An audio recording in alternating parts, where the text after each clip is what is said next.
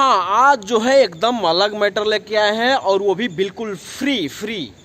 और इस गीत को दोस्तों आप कहीं भी गाइए, किसी स्टूडियो में जाके गाइए, बिल्कुल फ्री है और इसको हिट होने से कोई रोक नहीं सकता है। और इसका तर्ज है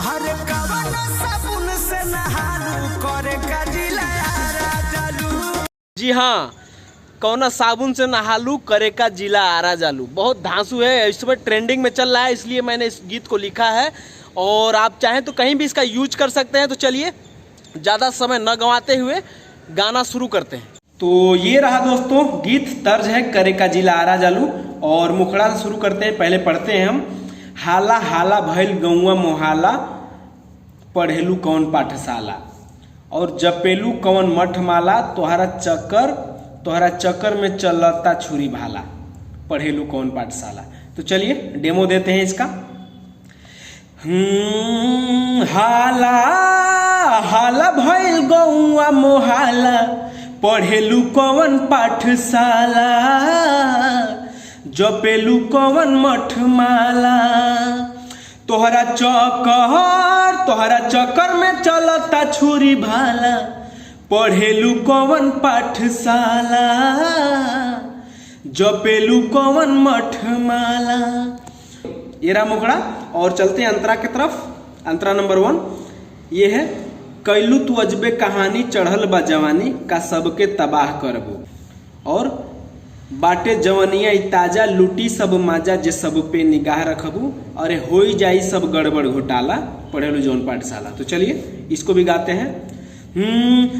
कैलू तू अजबे कहानी, चढ़ल बा जवानी का सबके तबाह करबू, बाटे जवनिया ताजा, लूटी सब मजा जे सब पे निगाह रखबू। 2 बार इसको। कैलू तू अजबे कहानी, चढ़ल बा जवानी का सबके तबाह करबू, बाटे जवनिया ताजा, लूटी सब मजा जे सब पे निगाह रखबू, अरे होई जाई गड़बड़ घोटाला, पढ़ेलू जवन पाठशाला, जपेलू जवन मठमाला, तोहरा चक्कर में चलता छुरी भाला, पढ़ेलू कौन पाठशाला, जपेलू जवन मठमाला। तो चलिए अंतरा नंबर 1 हो गया। अब चलते हैं अंतरा नंबर 2 की तरफ। खालू कौन आटा खालू, तनी ना लजालू, तू सबके फंसावेलू। तो चलिए पढ़ते नहीं है, टाइम लगेगा, डेमो देते हैं सीधा। खालू कौन आटा खालू, तनी ना लजालू, तू सबके फंसावेलू, कके नजरिया से धोखा, खिया के तू चोखा, तू सबके नचावेलू। 2 बार करना है। खालू कौन आटा खालू, तनी ना लजालू, तू सबके फंसावेलू, कके नजरिया से धोखा, खिया के तू चोखा, तू सबके फंसावेलू। अरे चल तारू खूबे ऊंचा खाला, पढ़ेलू जवन पाठशाला,